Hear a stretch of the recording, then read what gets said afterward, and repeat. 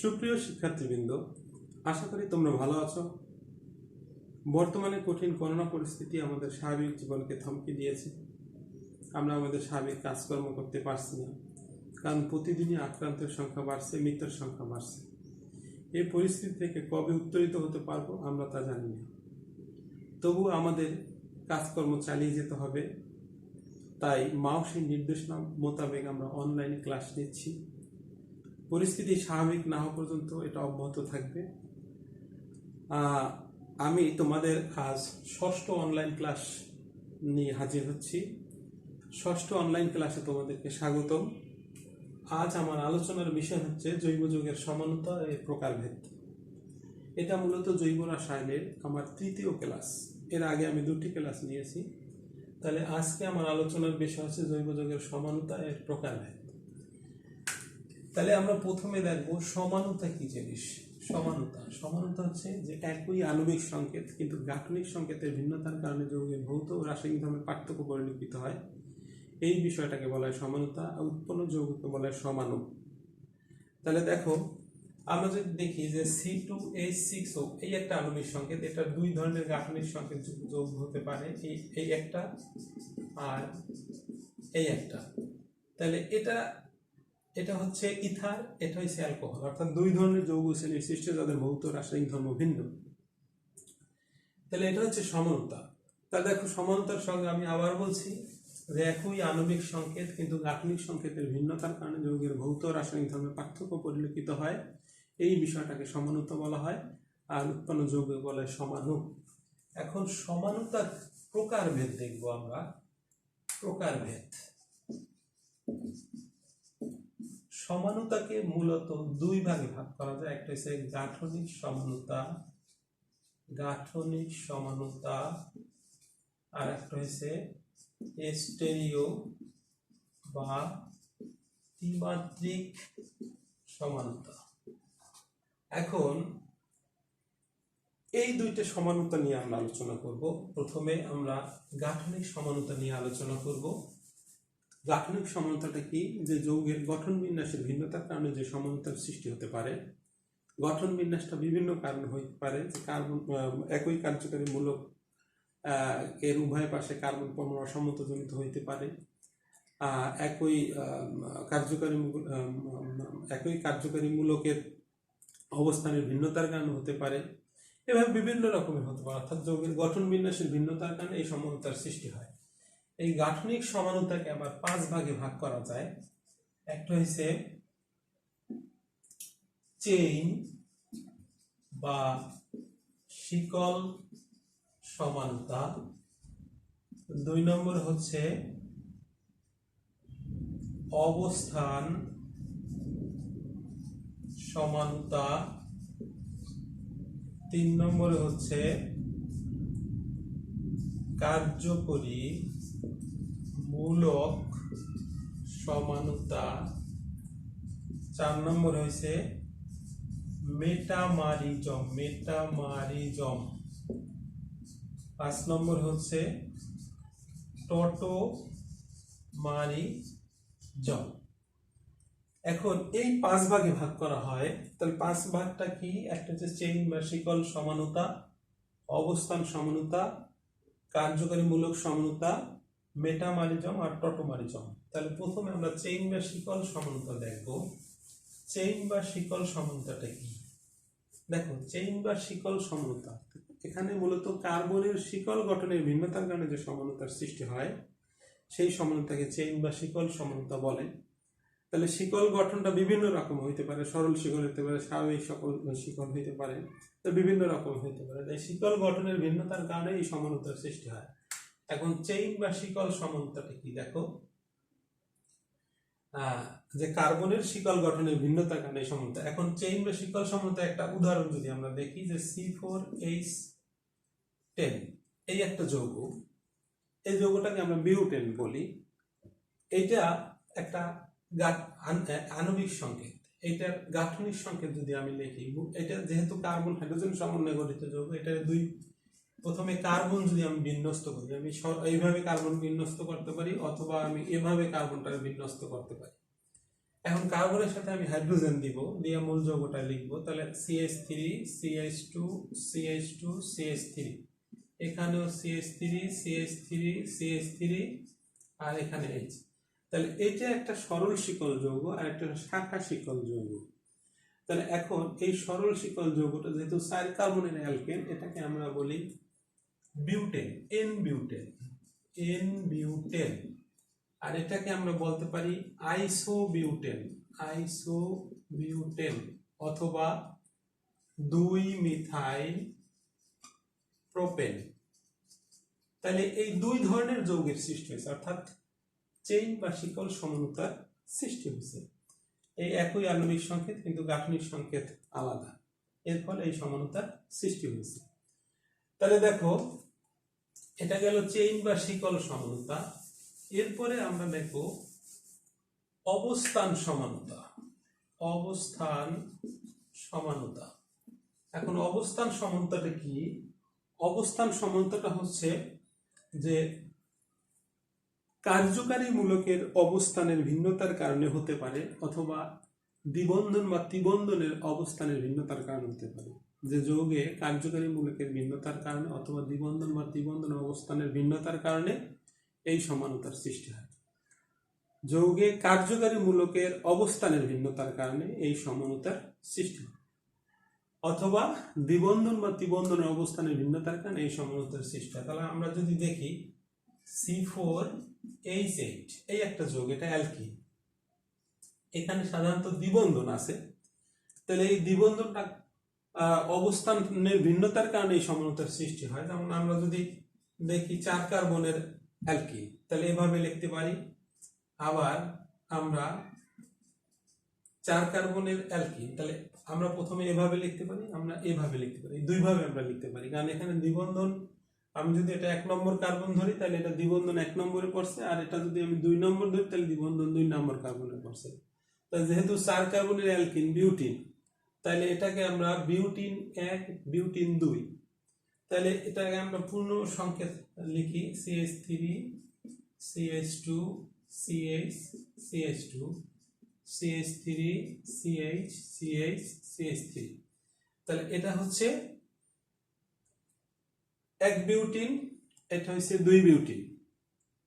তাহলে এই যে যৌগ দুটো এক ধরনের সংকেত থেকে, একটা আণবিক সংকেত থেকে 2 ধরনের যৌগ অণুর সৃষ্টি হয়েছে, তাহলে এটা হচ্ছে অবস্থান সমতা। অর্থাৎ দ্বিবন্ধন একবার 1 নম্বর কার্বনে, দ্বিবন্ধন একবার 2 নম্বর কার্বন, অর্থাৎ দ্বিবন্ধনের অবস্থানের ভিন্নতার কারণে এই সমতার সৃষ্টি হয়েছে। এটাকে অবস্থান সমতা বলা হয়। এরপর আমরা দেখব কার্যকরী মূলক সমানতা, কার্যকরী মূলক সমানতা। এখন কার্যকরী মূলক সমানতাটা কি? যে কার্যকরী মূলক সমানতা হচ্ছে যে কার্যকরী মূলকের ভিন্নতার কারণে যে সমানতার সৃষ্টি হয়। কার্যকরী মূলকের ভিন্নতার কারণে যে সমানতার সৃষ্টি হয় তাকে কার্যকরী মূলক সমানতা বলা হয়। তাহলে কার্যকরী মূলক ভিন্ন হতে হবে। আর আগে অবস্থান সমানতা যখন দেখছিলাম তখন সেখানে ছিল কার্যকরী মূলকের অবস্থানের ভিন্নতার কারণে সেই সমানতার সৃষ্টি। আর এখানে কার্যকরী মূলকের ভিন্নতার কারণে যে সমানতার সৃষ্টি হয় তাকে কার্যকরী মূলক সমানতা বলা হয়। এখন কার্যকরী মূলক সমানতার একটা উদাহরণ যদি আমরা দেখি, আমরা প্রথমে একটা উদাহরণ দেখাইছিলাম C2H6O। তাহলে এখানে এটা একটা আণবিক সংকেত। তাহলে এই আণবিক সংকেত যুক্ত যৌগের দুইটা গাঠনিক সংকেত হতে পারে, যেমন CH3 CH2OH আর CH3O CH3, অর্থাৎ 2 ধরনের যৌগ অণুর সৃষ্টি হয়েছে। একটা আণবিক সংকেত থেকে 2 ধরনের যৌগ অণুর সৃষ্টি হয়েছে। তাহলে এটা হয়েছে ইথানল আর এটা হয়েছে ডাইমিথাইল ইথার বা মিথক্সিমিথেন, ডাইমিথাইল ইথার বা মিথক্সিমিথেন।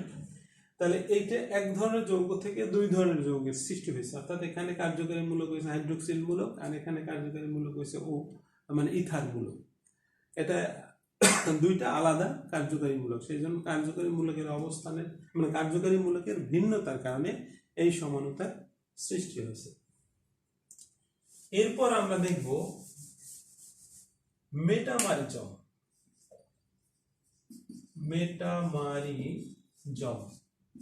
মেটামারিজম সমানতা হচ্ছে যে এখানে কার্যকারী মূলক একই থাকতে পারে, কিন্তু কার্যকারী মূলকের উভয় পাশে কার্বন পরমাণু অসমতাজনিত যে সমতার সৃষ্টি হয়, অর্থাৎ কার্বন সংখ্যা একবার সমান হতে পারে, কার্বন সংখ্যা একবার ভিন্ন হতে পারে, সেটাকে বলা হয় মেটামারিজম সমানতা।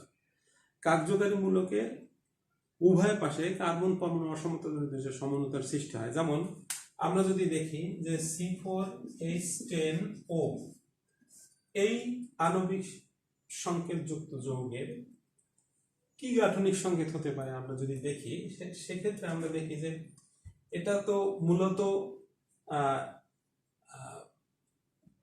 4 কার্বনের আমরা এভাবে লিখতে পারি CH3 CH2O CH2 CH3, আবার CH3 CH2 CH2O CH3, অর্থাৎ এইটা থেকে দুই ধরনের যৌগ অণুর সৃষ্টি হয়েছে, এই একটা এই একটা।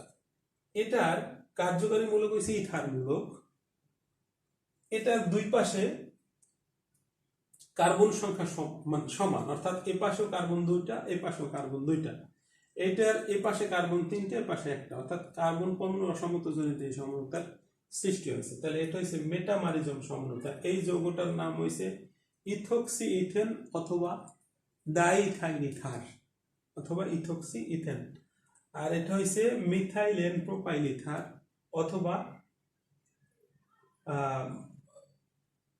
মিথক্সিপ্রোপেন, মিথাইল এন প্রোপাইল ইথার অথবা মিথক্সিপ্রোপেন। তাহলে এই দুই ধরনের যৌগ অণুর সৃষ্টি হয়েছে, এটা হচ্ছে মেটামারিজম সমানতা। এরপর আমরা দেখব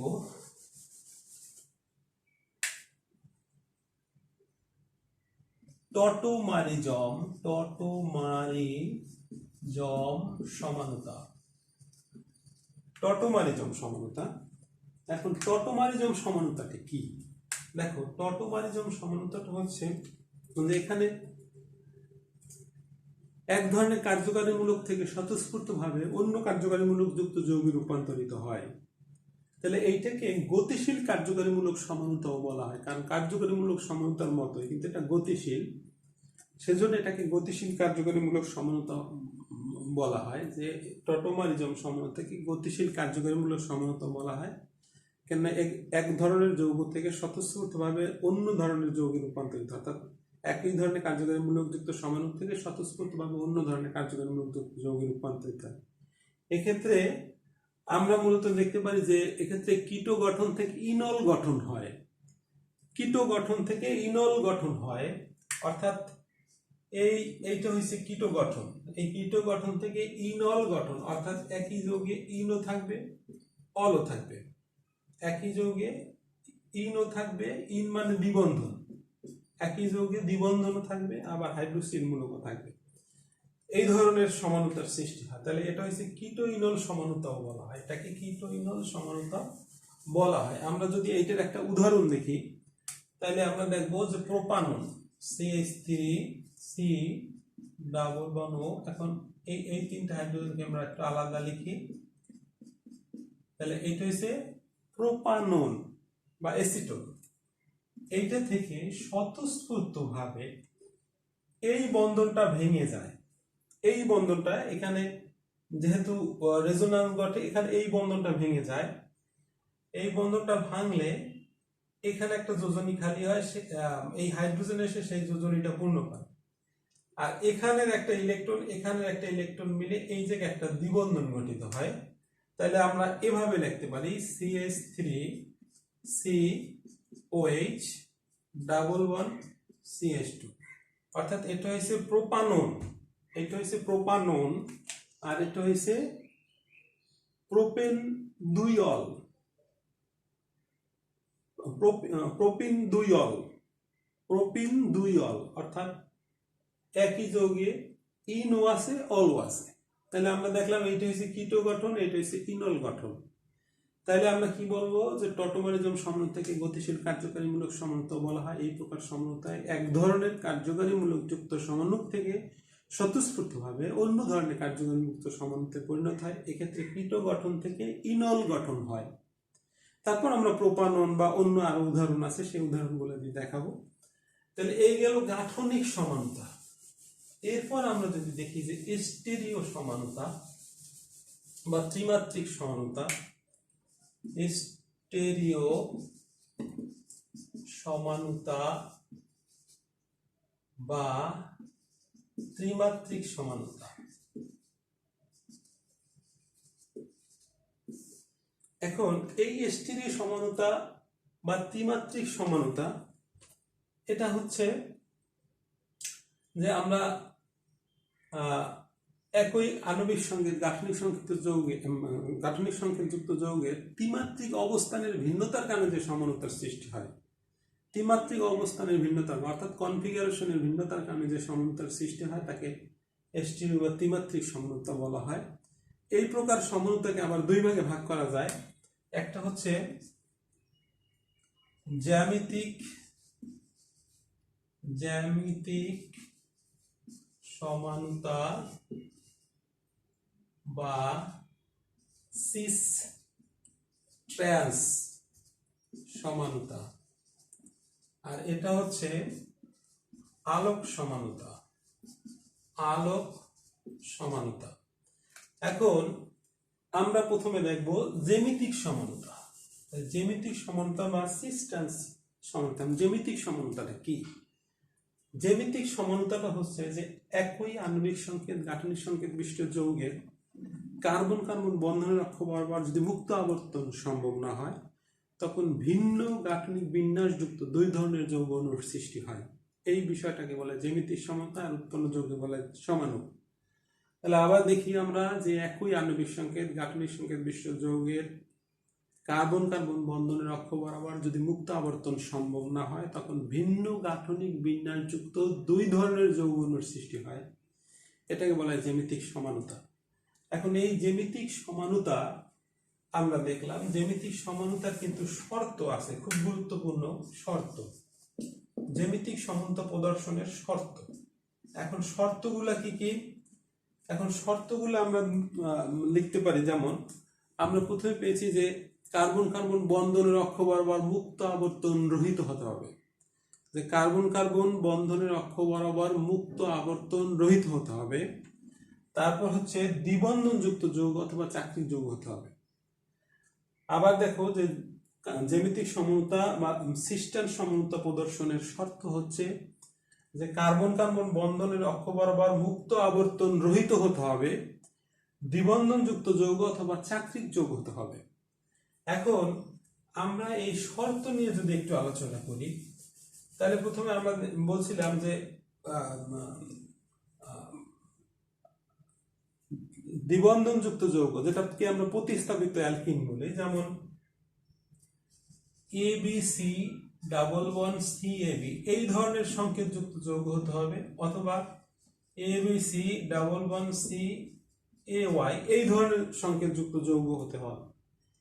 এখন আমরা জ্যামিতিক সমানুতাকে যেহেতু সিস্টান সমানুতা বলি, যে কেন বলি, যে যেহেতু এই যে দ্বিবন্ধন, তাহলে আমরা এটাকে যদি সাজাই তাহলে এটাকে আমরা এইভাবে লিখতে পারি।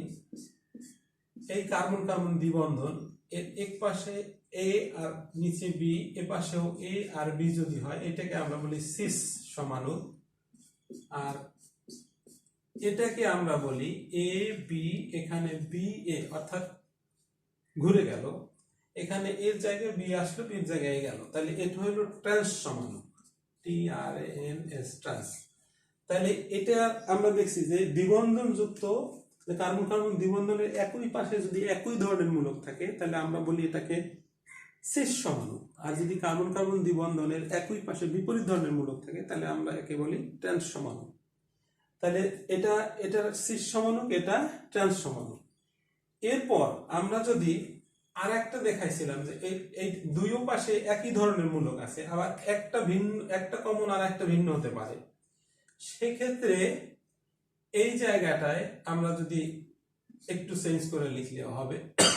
এখানে আমরা দিলাম YA, তাহলে এইভাবে হতে পারে, আগে একভাবে দেখাইলাম আর এইভাবে, তাহলে এটা সিস এটা ট্রান্স, অর্থাৎ কার্বন কার্বন দ্বিবন্ধনের একই পাশে একই ধরনের মূলক আছে, বিপরীত পাশে একই ধরনের মূলক আছে, অর্থাৎ এটা হচ্ছে সিস সমাণু, এটা হচ্ছে ট্রান্স সমাণু।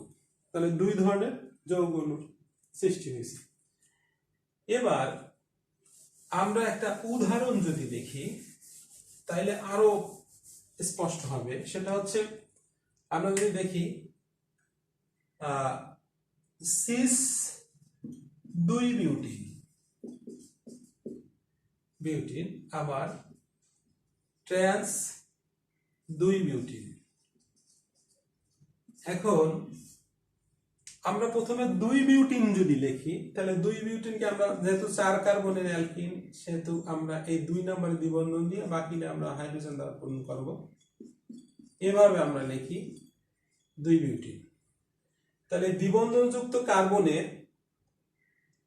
এক পাশে হাইড্রোজেন আর মিথাইল মূলক আছে, এই পাশে হাইড্রোজেন মিথাইল মূলক আছে, তার মানে প্রথম সংকেতের মতো। তাইলে আমরা সিস 2 বিউটিন যদি লিখি তাহলে এটা এইভাবে লিখবো আমরা CH3H CH3H, এটা হচ্ছে সিস 2 বিউটিন। আবার যদি আমরা এটাকে চেঞ্জ করে লিখি, এটা হলো হাইড্রোজেন উপরে আর CH3 নিচে, এটা হলো ট্রান্স 2 বিউটিন, এটা হলো সিস 2 বিউটিন, ট্রান্স 2 বিউটিন। এভাবে আমরা এই উদাহরণটা দেখলাম। তারপর আমরা দ্বিতীয় ধরনের যদি উদাহরণ দেখি, দ্বিতীয় ধরনের উদাহরণ আমরা দেখতে পারি।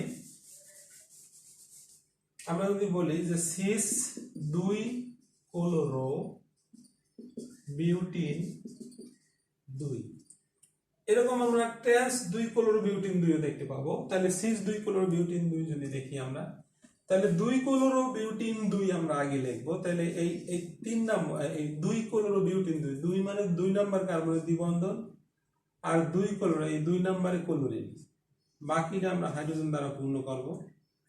তাইলে এভাবে আমরা যদি লিখি তাহলে এপাশে কার্বনের সাথে ক্লোরিন আর মিথাইল মূলক আছে, এপাশে কার্বনের সাথে হাইড্রোজেন মিথাইল মূলক আছে, অর্থাৎ ABCC11CAY এই সিস্টেমে আছে। তাহলে আমরা সিস 2 ক্লোরো বিউটিন 2 যদি লিখি তাহলে এটাকে আমরা এইভাবে সাজাইয়ে যদি লিখি, এই ক্লোরিন মিথাইল মূলক, এই মিথাইল মূলক হাইড্রোজেন, এভাবে লিখতে পারি। এটা হলো সিস 2 ক্লোরো বিউটিন 2। এখন সিসের জায়গায় যদি আমরা ট্রান্স লিখি, ট্রান্স 2 ক্লোরো বিউটিন 2, তাহলে আমার এটা এভাবে থাকুক, এইটা আমি চেঞ্জ করে দিলাম CH3, এখানে হাইড্রোজেন, এটা হচ্ছে ট্রান্স 2 ক্লোরো বিউটিন 2। তাহলে এটা হচ্ছে সিস 2 ক্লোরো বিউটিন 2 আর এটা হচ্ছে ট্রান্স 2 ক্লোরো বিউটিন 2। তাহলে আমরা এভাবে দেখলাম যে সিস ট্রান্স সমানতার উদ্ভব হচ্ছে। তাহলে জ্যামিতিক সমানতাকে আমরা সিস ট্রান্স সমানতা বলতে পারি। এরপর আমরা যদি দেখি আলোক সমানতা, তাহলে আলোক সমানতাটা কি? তা আলোক সমানতা পড়ার আগে আমার একটু বিষয় সম্পর্কে জানতে হবে। সেটা হচ্ছে যে একটা কার্বনের সাথে যদি 4টি ভিন্ন পরমাণু বা মূলক থাকে তাহলে এই কার্বনকে আমরা বলি অপ্রতিসম কার্বন বা কাইরাল কার্বন। অপ্রতিসম কার্বন বা কাইরাল কার্বন। তাইলে আবার দেখো যে এক যৌগে একটি কার্বনের সাথে 4টি ভিন্ন পরমাণু বা মূলক যুক্ত থাকলে এই কার্বনকে বলা হয় অপ্রতিসম কার্বন বা কাইরাল কার্বন। এখন আমরা আলোক সমানতা যদি দেখি, যে আলোক সমানতা হচ্ছে যে একই আণবিক সংকেত, একই গাঠনিক সংকেত বিশিষ্ট যৌগের সকল ভৌত রাসায়নিক ধর্ম এক অভিন্ন, কিন্তু এরা আলোক সক্রিয়তায় ভিন্ন। অর্থাৎ এক সমতুল্য আলোর প্রতি ভিন্ন রূপ আচরণ করবে। এক সমতুল্য আলো মানে কি? একটি মাত্র তলে স্পন্দিত আলোকে বলে এক সমতুল্য আলো। তাহলে এক সমতুল্য আলোর তলকে ভিন্ন রূপ আচরণ করে, তাহলে অর্থাৎ প্রতিক্রিয়া ভিন্ন। তাহলে আবার দেখো যে একই আণবিক সংকেত, গাঠনিক সংকেত বিশিষ্ট যৌগের সকল ভৌত রাসায়নিক ধর্ম এক ও অভিন্ন, কিন্তু আলোক সক্রিয়তায় ভিন্ন। অর্থাৎ এক সমতুল্য আলোর প্রতি ভিন্ন রূপ আচরণ করে। তাহলে এই এক সমতল আলোর প্রতি এদের প্রতিক্রিয়াকে আলোক সমানতা বলা হয়। এখন এই আলোক সমানতা প্রদর্শনের কিছু শর্ত আছে, 3-4টা শর্ত আছে। এই শর্ত 3টা দেখতে হবে খুব গুরুত্ব সহকারে। তাহলে শর্তটা কি? যে কাইরাল কার্বন বা কাইরাল কেন্দ্র থাকতে হবে, কাইরাল কেন্দ্র বা কাইরাল কার্বন থাকতে হবে। আর একটা হচ্ছে যে উভয় সমাণু পরস্পর দর্পণ প্রতিবিম্ব হতে হবে, আর উভয় সমাণু একটা অপরটার উপর উপরি স্থাপনী বা অসম্পতিত হবে। আবার খেয়াল করো যে কাইরাল কার্বন বা কাইরাল কেন্দ্র থাকতে হবে, একটি সমাণু অপরটি দর্পণ প্রতিবিম্ব হতে হবে, উভয় সমাণু পরস্পর উপর অসমপতিত হবে। এই হলো শর্ত। এই শর্ত একটা যৌগের আলোক সমতা প্রদর্শনের শর্ত। এখন এখানে দেখো আরো অনেক বিষয় আছে, তাহলে একদিনে তো সব পড়ানো যায় না, সেজন্য আমি এই পর্যন্ত তোমাদের দেখালাম। এরপরে তোমরা এই আলোক সমানতা যদি দেখো, সেই আলোক সমানতা একটা উদাহরণ অবশ্য আমি দেখাই দিই, তাইলে সুবিধা হবে। যেমন আমরা যদি দেখি যে CH3 CHOH COOH, এখানে এইটা হচ্ছে কাইরাল কার্বন, অর্থাৎ এই কার্বনের সাথে চারটি ভিন্ন পরমাণু বা মূলক, যেমন এটা আছে, এটা আছে, এটা আছে, এটা আছে, চারটা ভিন্ন পরমাণু বা মূলক যুক্ত আছে। এটাকে যদি আমরা সাজাই তাহলে আমরা এটাকে এইভাবে লিখতে পারি CH3HOH। এখন এটাকে যদি আমরা দর্পণ দেই, দর্পণ, তাইলে আমরা এভাবে লিখতে পারি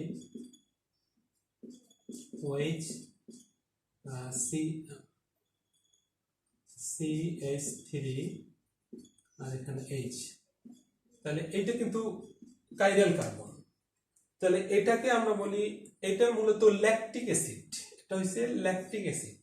তাহলে এটা হচ্ছে ডিল্যাকটিক অ্যাসিড, ডিল্যাকটিক অ্যাসিড, আর এটা হচ্ছে এল ল্যাকটিক অ্যাসিড, এল ল্যাকটিক অ্যাসিড। অর্থাৎ এটা ডেক্সট্রো রোটেটারি, এটা ল্যাম্ব রোটেটারি, এটা ডান ঘূর্ণি, এটা বাম ঘূর্ণি, এটা এক সমতলে আলো তলকে ডান দিকে ঘুরায়, এইটা বাম দিকে, অর্থাৎ দুইটাই আলোক সক্রিয়। তাহলে এই যে সমানতা, এটা হচ্ছে আলোক সমানতা। তাহলে আলোক সমানতা কাকে বলে, আলোক সমানতা প্রদর্শনের শর্ত কি, উদাহরণ, এগুলো তোমরা ভালো মতো দেখবা। এরপর আরো বিষয় আছে, সেগুলো তোমরা দেখে নেবে, সমস্যা হলে আমাকে জানাবে। সেটা হচ্ছে যেমন এনানসিওমার বা এনানসিওমারিজম কি জিনিস, সেটা এখান থেকে হয়। এই দুটাকে আলাদাভাবে এনানসিওমার বলা হয়, বা এন্টিপড বা এন্টিমার বা এনানসিওমর্ফ বলা হয়। এরপর এই দুটার মিশ্রণকে বলা হয় রেসিমিক মিশ্রণ বা ডিএল মিশ্রণ বা প্লাজমা ইয়ন মিশ্রণ, সেটাও তোমরা দেখে নেবে। এরপরে আরেকটা আছে মেসোযৌগ, আর একটা হচ্ছে ডাইস্টেরিওমার। এখান থেকে এই বিষয়টা যদি দেখা যায় তাহলে সমানতা সম্পূর্ণ হবে। তাহলে এগুলো তোমরা দেখে নিও, যদি সমস্যা হয় আমাকে জানাবে, কারণ একদিনে তো সব দেখানো যায় না। এই তাহলে আজকে এ পর্যন্ত, তোমরা ভালো থেকো, সুস্থ থেকো, কেউ অকারণে ঘর থেকে বের হবে না। ধন্যবাদ সবাইকে।